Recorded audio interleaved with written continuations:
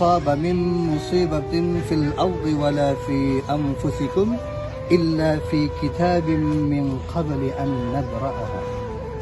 Tiadalah musibah yang terjadi di muka bumi ataupun yang terjadi pada dirimu illa fi kitabin, melainkan itu sudah tertulis di kitab, min qabli an nabra'aha, sebelum kami menzahirkan.